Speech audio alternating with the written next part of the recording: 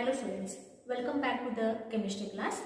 In the last class we started with the first inorganic chapter, that is classification of elements and periodicity in properties.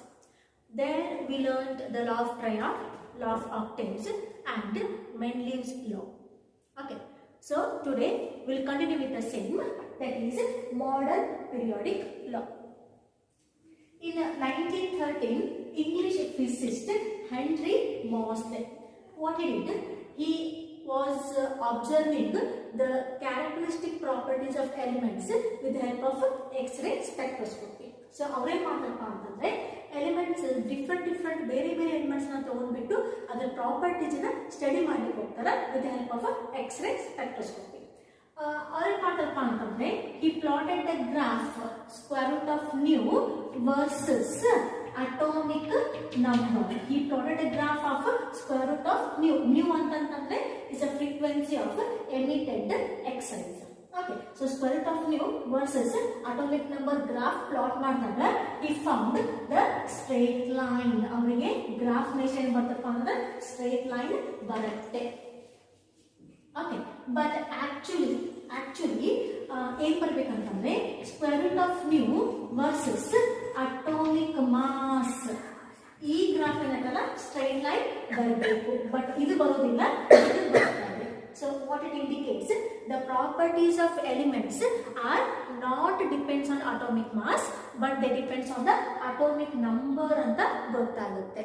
Okay, so ಅವ್ರೇನ್ ಮಾಡ್ತಾರೆ ಹೇಳ್ರಿ, then he modified the Mendeleev's law. Mendeleev's law ಅನ್ನ ಸ್ವಲ್ಪ modify ಮಾಡ್ತಾರೆ. So we know Mendeleev's law ಏನು ಹೇಳುತ್ತೆ ಹೇಳ್ರಿ, the properties of elements are the periodic functions of their atomic weight, atomic mass ಅಂತ ಹೇಳ್ತೇವೆ.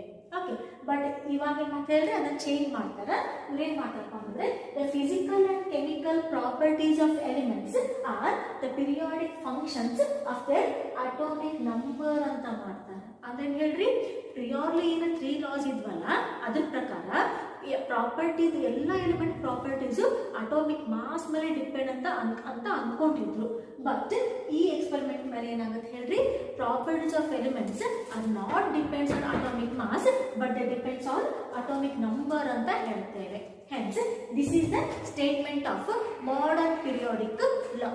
Okay, the statement of modern periodic law. The statement is the physical and chemical properties of elements are the periodic functions of their atomic number ಅಂತ ಹೇಳ್ತೇವೆ. So ಇದು ನಿಮಗೆ exam ಆಗ ಕೇಳ್ತಾರ, 1 mark ಕೇಳ್ತಾರ, state modern periodic ಲಾ ಅಂತ ಕೇಳ್ತಾರ. Statement ಏನು ಬರೀಬೇಕು ಹೇಳ್ರಿ, the physical and chemical properties of elements are periodic functions of their atomic number. Okay, so Henry Moseley, he arranged all the elements.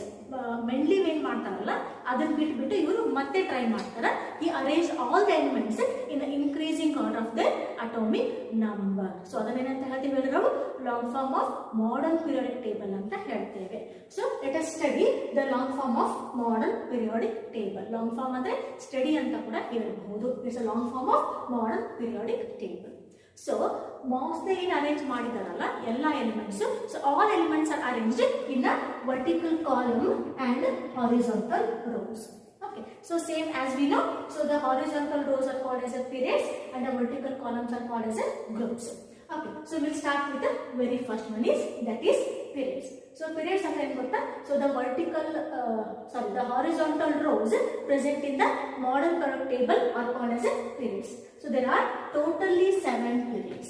So ಪ್ರತಿಯೊಂದು period it starts with the alkali metal, ends with the noble gases. So first group ಇಂದ ಹಿಡಿದ್ಬಿಟ್ಟು 18 group ಮಟ್ಟ end ಆಗುತ್ತೆ. So it starts with the alkali metals, ends with the noble gases. So electronic configuration consider ಮಾಡಿದ್ರೆ it starts with the NS1, ends with the NS2 and NP6. So let us learn the periods one by one.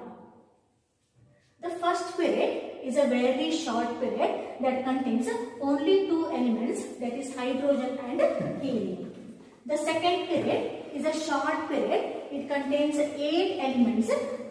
The elements are from lithium to neon. The third period, it is also a short period. It also contains the 8 elements.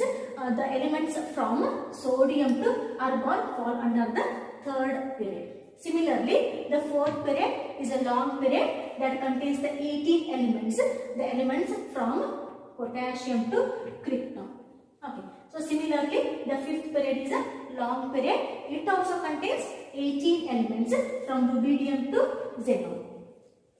The sixth period is a very long period that contains 32 elements from cesium to radon.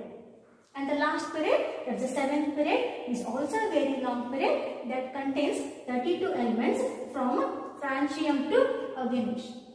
Okay, so we'll repeat. First period is a very short period, contains only 2 elements. Second period is a short period. Second and third period are a short periods, contains 8 elements each. Fourth and fifth period are a long periods, contains 18 elements each.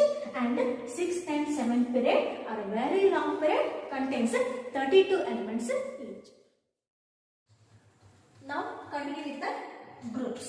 So groups groups are nothing but these are the vertical columns that will come in modern periodic table. Modern periodic table vertical columns avukku ನಾವು groups ಅಂತ ಹೇಳ್ತೇವೆ. So remember one thing, the groups ಒಳಗಡೆ ಎಷ್ಟು elements ಬರ್ತಾವಲ್ಲ, all the elements are having similar outermost electronic configuration. ಪ್ರತಿಯೊಂದು element ಒಂದು group ಒಳಗಡೆ ಎಷ್ಟು ಎಲಿಮೆಂಟ್ಸ್ ಬರ್ತಾವಲ್ಲ, ಎಲ್ಲ element outermost electronic configuration same ಇರುತ್ತೆ. Hence the elements which will come under the same group are having the similar properties. So let us learn one by one. The first group is called as a group of alkali metals. First group ಅನ್ನು ನಾವು group of alkali metals, a family of alkali metals ಅಂತ ಹೇಳ್ತೇವೆ. Second group is called as a family of alkaline earth metals. Group 3 to group 12 are called as transition elements, or we can say D block elements ಅಂತ ಹೇಳ್ತೇವೆ. 13th group ಏನದಲ್ಲ is called as a boron family. Boron is the first element of the 13th group, hence it is named by boron family.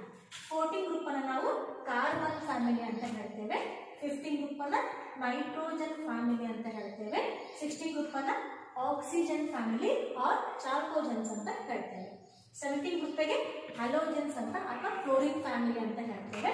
And 18th group, as we know, is called as a group of noble gases or zero group elements or rare gases ಅಂತ ಹೇಳ್ತೇವೆ. So it's all about the groups. Okay. So this is the modern periodic table. Really long form of modern periodic table anda kaliyona means what? The study of modern periodic table. So Mosley ಏನು ಮಾಡ್ತಾರೆ, ಎಲ್ಲ elements ಅನ್ನ he arrange all the elements in an increasing order of their atomic number. ಇಲ್ಲಿ ನೋಡ್ರಿ, hydrogen 1 ಅದ atomic number, helium 2, lithium 3, similarly beryllium, boron, carbon, nitrogen, oxygen, fluorine, neon and so on. So ಈ ರೀತಿ arrange ಮಾಡಿದಾಗ all the elements are arranged in a vertical columns which are called as a groups and horizontal rows which are called as a periods. So periods nodri, this is the first period that contains 2 elements, that is hydrogen and helium. Similarly, second period start with the lithium, from lithium to neon. Third period sodium to argon and so on. Fourth period, fifth, sixth and seventh. Illi cerium ಇಂದ lutetium and from thorium to lawrencium ಏನದಲ್ಲ, actually these two will fall under 6th and 7th period. So ಇಲ್ಲಿ lanthanum ಇದೆಲ್ಲ lanthanum ಆಗಿಂದ serum ಬರಬೇಕು, actinium ಆಗಿಂದ thorium ಬರಬೇಕು. But because of the different property ಅವನ್ನ ಕೆಳಗಡೆ ಇಟ್ಟಿದ್ದಾರೆ, which is one of the drawback ಅಂತಾನೆ ಹೇಳಬಹುದು. Okay, so these are the periods. Now consider the group. So there are total 18 groups. It's a first group, second, third, fourth, fifth, sixth, seventh, 8, 9, 10, 11, 12, 13 ಇಲ್ಲಿ ಬರುತ್ತೆ, 13, 14, 15, 16, 17 and the last one is 18. Okay, so the first group elements are called as alkali metals. Second group elements are called as alkaline earth metals. Group 3 to group 12 ಏನದಲ್ಲ, they are called as a transition elements ಅಥವಾ D block elements ಅಂತ ಹೇಳ್ತೇವೆ. 13 group is called as a boron family. 14 group carbon family. 15 group nitrogen family. 16 group oxygen family or chalcogens ಅಂತ ಹೇಳ್ತೇವೆ. 17 group fluorine family and the 18 group is noble gases or zero group elements ಅಥವಾ rare gases ಅಂತ ಹೇಳ್ತೇವೆ. So this is the long form of the modern periodic table. Let us learn the merits and demerits of long form of the periodic table. So we'll start with the very first, that is merits. So first merit ಏನಪ್ಪಾ ಅಂತಂದ್ರೆ, with the help of a modern periodic table we can easily remember the position of the elements. ಯಾವುದೇ element ಹೇಳಿದಾಗ ಇದು ಎಲ್ಲಿ ಬರುತ್ತಾ, ಯಾವ group ಒಳಗೆ ಬರುತ್ತಾ, ಯಾವ ಪೀರಿಯಡ್ಸ್ ಒಳಗೆ ಬರುತ್ತಾ ಅನ್ನೋದನ್ನ ನಾವು ಈಸಿಲಿ ಹೇಳ್ಬಹುದು. Is first merit. Second merit ಏನಪ್ಪಾ ಅಂತಂದ್ರೆ, whatever the defects which we found in a Mendeleev's periodic table almost all they will overcome here. ಅಂದ್ರೆ ಮೆಂಡ್ಲೀಸ್ periodic table ಒಳಗಡೆ ಏನು ಡ್ರಾಬ್ಯಾಕ್ಸ್ ಇದೆಯಲ್ಲ ಅದೆಲ್ಲ ಇಲ್ಲಿ ಫುಲ್ಫಿಲ್ ಆಗುತ್ತೆ. ಥರ್ಡ್ ಒನ್ ಏನಪ್ಪಾ ಅಂತಂದ್ರೆ, there is a proper position for isotopes. Isotopes are having the same atomic number. So a model periodic table increasing order of their atomic number ಮೇಲೆ arrange ಮಾಡಿರೋದ್ರಿಂದ ಐಸೋಟೋಪ್ಸ್ ಆ particular element block ಒಳಗಡೆ ಕೂಡ ಅಲ್ಲೇ ಬರುತ್ತೆ. Okay, there is a proper position for isotopes. Next, the fourth one ಏನಪ್ಪಾ ಅಂತಂದ್ರೆ, so the noble gases are kept extremely at the end of the table. So noble gases ಅನ್ನ last ಗೆ ಇರ್ತಾರೆ. That indicates it a complete of S and P block elements. Fifth one is, with the help of a modern periodic table we can easily classify the elements into blocks. ಅಂದ್ರೆ particular group ಒಳಗಡೆ ಬರ್ತಕ್ಕಂಥ elements outer electronic configuration same ಇರೋದ್ರಿಂದ ನಾವು ಅದನ್ನ easily classify ಮಾಡಬಹುದು. Such as S block elements, P block elements, G block elements as well as F block elements. So these are all some of merits of long form of the modern periodic table. Let us move towards the demerits. ಇಲ್ಲಿ ಎರಡು demerits ಇದಾವ. ಏನಪ್ಪಾ ಅಂತಂದ್ರೆ, first one, the position of hydrogen is uncertain. ಇವತ್ತಿನ ಮಟ್ಟ ಕೂಡ hydrogen position fix ಇಲ್ಲ. It can be put in first group or in 17 group. Property ಮೇಲೆ ಹೈಡ್ರೋಜನ್ ಅನ್ನ first group alkali metals group ಒಳಗಡೆ ಹಾಕಬಹುದು ಅಥವಾ ಹ್ಯಾಲೋಜಿನ್ ಫ್ಯಾಮಿಲಿ ಒಳಗೆ ಕೂಡ ಹಾಕಬಹುದು. So the position of hydrogen is uncertain, it is not fixed. The second demerit ಏನಪ್ಪಾ ಅಂತಂದ್ರೆ, the F block elements, okay, F block elements are kept at the last. ಅದನ್ನ last ಕೆಳಗಡೆ ಇಟ್ಟಿದ್ದಾರೆ. ಆಕ್ಚುಲಿ ಅದರಲ್ಲಿ ಬರ್ಬೇಕು ಹೇಳ್ರಿ 6th and 7th ಪೀರಿಯಡ್ ಒಳಗಡೆ ಬರಬೇಕು, ಬಟ್ ಆ ರೀತಿ ಮಾಡಿಲ್ಲ, ಅದನ್ನ ಲಾಸ್ಟಿಗೆ ಇಟ್ಟಿದ್ದಾರೆ. So this is the another demerit of modern periodic table. Now we will start with the nomenclature of elements with atomic number more than 100. So ಇಲ್ಲಿ ಕಾಮನ್ ಆಗಿ ಎಲ್ಲ ಥ್ರೂಔಟ್ ವರ್ಡ್ ಕಾಮನ್ ಹೆಸರಲ್ಲಿ ಅಂದ್ಬಿಟ್ಟು, ಸೊ 101 ಆಗಿಂದ ಅವ್ರು ಏನು ಮಾಡ್ತಾರೆ ಅಂದ್ರೆ 100 ಆಗಿಂದ 101 ಇಂದ ಏನು ಮಾಡ್ತಾರಲ್ಲ, they name those elements with the help of that is IUPAC nomenclature. IUPAC ಅಂದ್ರೆ it's international union of pure and applied chemistry. So IUPAC ನವರು they gave one common name. So before going with the name, we'll start with the notation. ಏನಂತ ಕೇಳೋಣ. So it depends on the atomic number ಮೇಲೆ ನಾವು naming ಮಾಡ್ತಾ ಹೋಗ್ತೇವೆ. So if the digit is 0, atomic number ಒಳಗಡೆ 0 digit ಬಂತಪ್ಪ ಅಂತಂದ್ರೆ we used to name it as a nil. Okay, nil ಅಂತ ಹೇಳಬೇಕು. It's notation is n. If the digit is 1, we used to name it as a un. 1 ಇದ್ರೆ un ಅಂತ ಹೇಳಬೇಕು. Notation is u. So if the digit is 2 ಇದ್ರೆ by ಅಂತ ಹೇಳಬೇಕು. Notation is d. So third digit ಇತ್ತಪ್ಪ ಅಂದ್ರೆ tri ಅಂತ ಹೇಳ್ತೇವೆ. So that is notation is t. 4 ಇತ್ತಂತಂದ್ರೆ ಕ್ವಾಡ್ q. 5 ಇತ್ತಪ್ಪ ಅಂತಂದ್ರೆ ಪೆಂಟ್ p. 6 ಇತ್ತಪ್ಪ ಅಂತಂದ್ರೆ ಹೆಕ್ಸ್ h. 7 ಇತ್ತಂತಂದ್ರೆ ಸೆಪ್ಟ್ s. 8 ಇತ್ತಂದ್ರೆ ಆಕ್ಟ್ O. 9 ಇದ್ರೆ n e. Will repeat. If the in atomic number, if there is a 0 digit, 0 number ಇತ್ತಪ್ಪ ಅಂತಂದ್ರೆ ನಾವು nil ಅಂತ ಹೇಳ್ತೇವೆ. Notation is n. 1 ಇತ್ತಂದ್ರೆ un u. 2 ಇದ್ರೆ by b. 3 ಇದ್ರೆ try t. 4 ಇದ್ರೆ quad q. 5 ಇದ್ರೆ pent p. 6 ಇತ್ತಪ್ಪ ಅಂತಂದ್ರೆ hex h. 7 ಇತ್ತಂತಂದ್ರೆ 7 ಇದ್ರೆ sept ಎಸ್, 8 ಇತ್ತಪ್ಪ ಅಂದರೆ apt O, and 9 9th digit ಇತ್ತಪ್ಪ ಅಂತಂದರೆ enn e. Okay, so with help of all these notations let us start with the nomenclature. ಸೊ we'll start with first one, that is 101. Okay, so atomic number 101. ಇಲ್ಲಿ ನೋಡ್ರಿ 1 ಅದ, 1 ಇತ್ತಪ್ಪ ಅಂದ್ರೆ ಏನು ತಗೋಬೇಕು ಹೇಳ್ರಿ, ಅನ್ ಅಂತ ತಗೋಬೇಕು. ಸೊ ಇಟ್ ಈಸ್ ಅನ್. 1 ಅಂದ್ರೆ ಅನ್.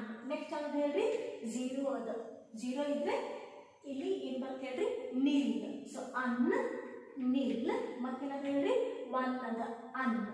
ಓಕೆ, ಅನ್ ನಿಲ್ ಅನ್. ಇಷ್ಟಾಗಿಂದ ಲಾಸ್ಟಿಗೆ to end with I U M.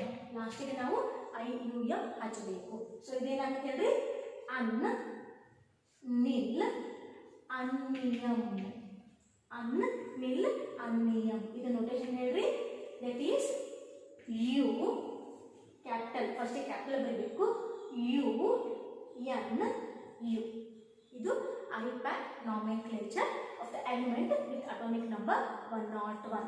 1 un, 0 nil, 1 un. ಲಾಸ್ಟಿಗೆ end with IUM. ಸೊ ಇದೇನಾಗುತ್ತೆ ಹೇಳ್ರಿ, ಅನ್ ನಿಲ್ ಅನ್ನಿಯಂ.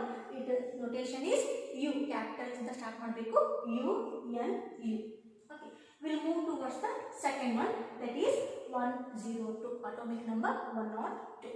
ಸೊ ವಿಲ್ ಸ್ಟಾರ್ಟ್ 1. 1 ಇದ್ರೆ ಏನಂತ ಹೇಳ್ರಿ, ಅನ್ ಅಂತ ಹೇಳ್ತೇವೆ, ಅನ್. 0 ಇದ್ರೆ ಸೇಮ್, ನಿಲ್. 2 ಇತ್ತಪ್ಪ ಅಂತಂದ್ರೆ ಬೈ ಅಂತ ಹೇಳ್ತೇವೆ. Okay, so it is bi. ಲಾಸ್ಟಿಗೆ ಹಚ್ಬೇಕು ಹೇಳ್ರಿ, ಐ ಯು ಎಂ ಹಚ್ಚಬೇಕು. ಆಲ್ರೆಡಿ ಐ ಬರ್ದೇವೆ ನಾವು, so it put U M. So that is un nil bi M. Okay, so notation ನೋಡ್ರಿ, U N B, U N B. Now we'll move towards the 103. Okay, so as usual, un, 1 ಗೆ un, 0 ಗ nil, 3 ಗೆ ಹೇಳ್ರಿ try ಅದ. So it is un nil trium. So it is notation is u n t. Okay, so similarly 104, that is un nil. 4 ಗೆ ಏನು ಹೇಳ್ತೇವೆ ಹೇಳ್ರಿ, Quad ಅಂತ ಹೇಳ್ತೇವೆ. un nil quadium. Unnilquadium, that is U N, ಕ್ವಾಡಿಗ Q ಅಂತ ಹೇಳ್ತೇವೆ. Unnilquadium. So move towards 105. So that is un nil. 5 ಏನಂತ ಹೇಳ್ರಿ, ಪೆಂಟ್ ಅಂತ ಹೇಳ್ತೇವೆ. Un nil pentium. Ium ಹಚ್ಬೇಕಲ್ಲ ಲಾಸ್ಟಿಗೆ. Un nil pentium, that is U N P. Okay, and so ಈ ರೀತಿಯಾಗಿ ಮಾಡ್ತಾ ಹೋಗಬೇಕು. Will take another one, that is 1 1 1 ಇದ್ರೆ. ಸೊ 110 ಮಟ್ಟ ಬರ್ಲಿಕ್ಕೆ ಬರ್ತದೆ, but otherwise will go for 110. 110 ನೋಡೋಣ. 109 ಮಟ್ಟ ಕಂಟಿನ್ಯೂ ಆಗ್ತಾ ಹೋಗುತ್ತೆ. 110 ನೋಡೋಣ. ಸೊ 1 ಇದ್ರೆ ಅನ್, ಮತ್ತೆ 1 un. So it is un. 0 ಇತ್ತಪ್ಪ ಅಂತಂದ್ರೆ nil. So this is ununnilium. Ununnilium, that is U U N, U U N. Similarly 1 level ಇತ್ತಪ್ಪ ಅಂತಂದ್ರೆ unununium, U U U. 112 ಇತ್ತಪ್ಪ ಅಂತಂದ್ರೆ ಅನ್ ಅನ್ ಬೈಯಂ. 113 ಇತ್ತಪ್ಪ ಅಂತಂದ್ರೆ ಅನ್ ಅನ್ ಟ್ರೈಯಂ. 114 ಇತ್ತಪ್ಪ ಅಂತಂದ್ರೆ ಅನ್ ಅನ್ ಕ್ವಾಡಿಯಂ. 115 ಇತ್ತಪ್ಪ ಅಂತಂದ್ರೆ ಅನ್ ಅನ್ Pentium. 116ಗೆ an an ಹೆಕ್ಸಿಯಂ. 117 an an ಸೆಪ್ಟಿಯಂ, and 118 ಅನ್ ಅನ್ ಆಕ್ಟಿಯಂ. ಅರ್ಥ ಆಯ್ತಾ? So these are all IUPAC nomenclature for elements, nomenclature of the elements with atomic number more than 100, 101 to 180. So we'll conclude here only. ಇವತ್ತಿನ ಹೋಮ್ವರ್ಕ್ ಏನಪ್ಪ ಅಂತಂದರೆ, ನೀವೇನು ಮಾಡ್ಬೇಕು ಹೇಳ್ರಿ, ಮಾಡರ್ನ್ ಪೀರಿಯಾಡಿಕ್ ಲಾ statement ಬರೀಬೇಕು. ಆಮೇಲೆ ನಾವೇನು ಪೀರಿಯಡ್ಸ್ ಗ್ರೂಪ್ಸ್ ಹೇಳ್ತೀವಲ್ಲ ಅದರದ್ದು ಇಫ್ ಪಾಸಿಬಲ್ ಅದರದ್ದು ಕಾಲಮ್ ಮಾಡ್ಕೊಳ್ರಿ. ಆನಂತರ ಮೆರಿಟ್ಸ್ ಡಿಮೆರಿಟ್ಸ್ ಬರೀರಿ. And most important you to go for the nomenclature. ನೀವು ಅಬ್ರಿವೇಷನ್ ಬರೆದ್ಬಿಟ್ಟು ನೀವೇನು ಮಾಡಿ ಹೇಳ್ರಿ, 101 ಇಂದ 118 atomic number, elements having atomic number 101 to 118 ಎಲ್ಲ ಎಲಿಮೆಂಟ್ಸದು ನೇಮ್ ಬರೀರಿ. ನೇಮ್ ಬರೆದ್ಬಿಟ್ಟು ಅದ್ರ ಮುಂದೆ ಸಿಂಬಲ್ ಬರೀರಿ. Okay, so will continue with the next class. Thank you.